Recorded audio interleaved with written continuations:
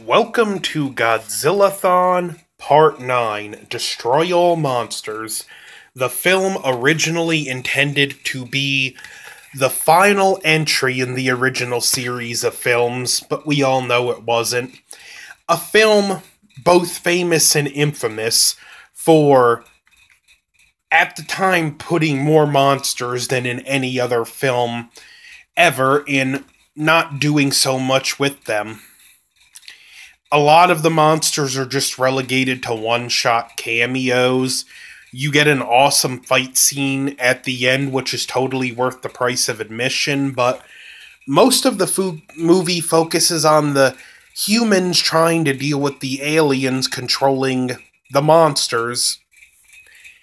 To set the stage, this film is set in 1999. Space flights to the moon are an everyday occurrence. And all the monsters in the world have been gathered on Ogasawara Island, also known as Monster Island. There are barriers in place to keep the monsters from leaving the island, like chemicals and stuff that repel them. And the Keylocks show up, take control of the people at the base, take control of the monsters.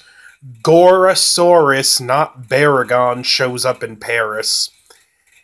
Apparently it was scheduled to be Baragon, but they changed it to Gorosaurus because at the time they were shooting, the suit was like loaned out to a publicity appearance or something. I don't know. I don't know why they just couldn't have changed one line in the script, but that's neither here nor there. And I also believe this film, I may be wrong, but it's the last time Akira Ifukube, Tomiyuki Tanaka, Eiji Tsuburaya, and Ishiro Honda all worked together on a Godzilla movie.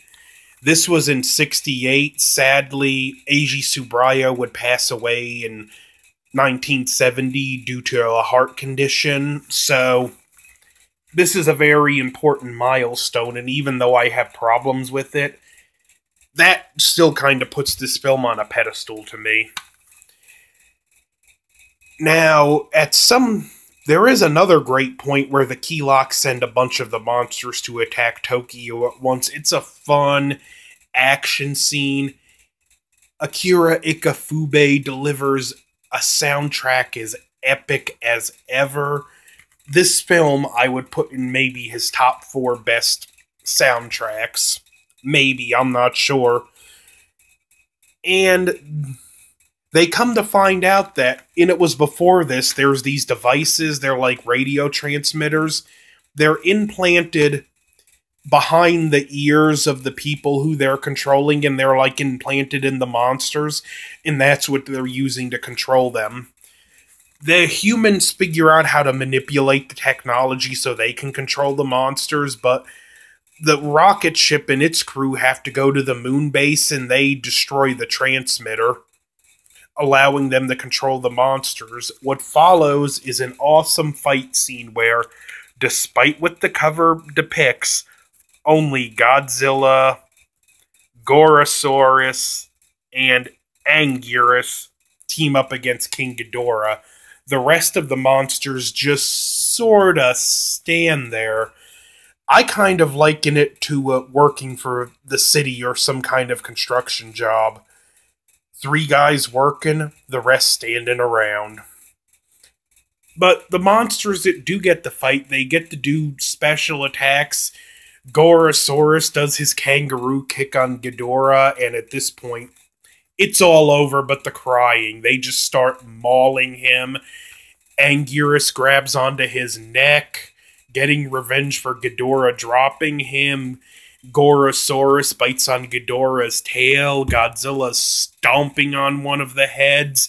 And Minya, of all monsters, gets the kill shot. And this always tickles me because he's so proud and he's standing on Ghidorah's corpse bragging.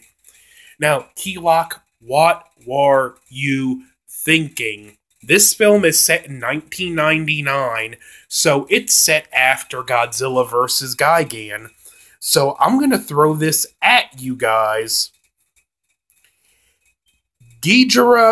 Ghidorah, whatever you want to call him, lost when he tag teamed with Gigan against Godzilla and Anguirus.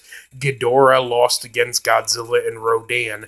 Then Ghidorah also lost in his first appearance against Godzilla, Rodan, and Mothra. They had all the Earth's monsters. What were you thinking? In fact, Ghidorah is kind of looking at the monsters like, I gotta stop letting aliens control me. But it's still fun, highly entertaining at points. It can be boring at times because the human characters just aren't the greatest. You really have to be in the right mindset to watch this movie from beginning to end. That being said, you can watch the monster scenes anytime. I can watch this movie over and over, but there has to be spaces of time between the viewings.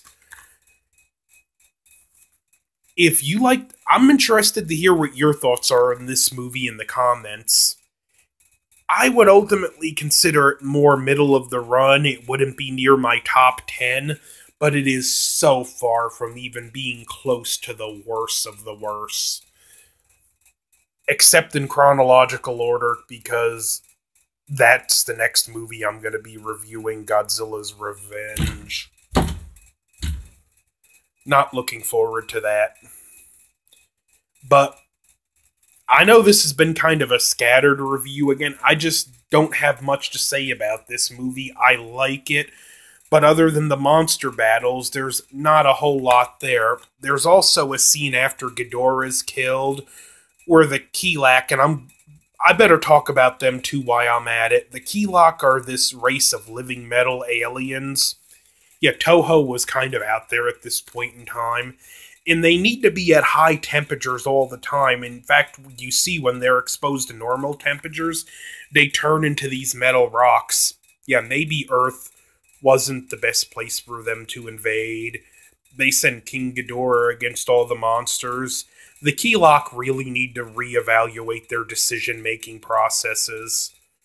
But they send one last UFO, which is on fire. It destroys the control station at Agasawara, and the rocket ship ultimately has to destroy it. This sequence I do like. It's kind of exciting, although I think they could have trimmed about 45 seconds off of it, but that's how they finally defeat the Keelak, and when you see the closing sequence, you really get the feeling this was meant to be the last film in the franchise, because it shows shots of all the monsters, finally with a rising shot of Godzilla and his son.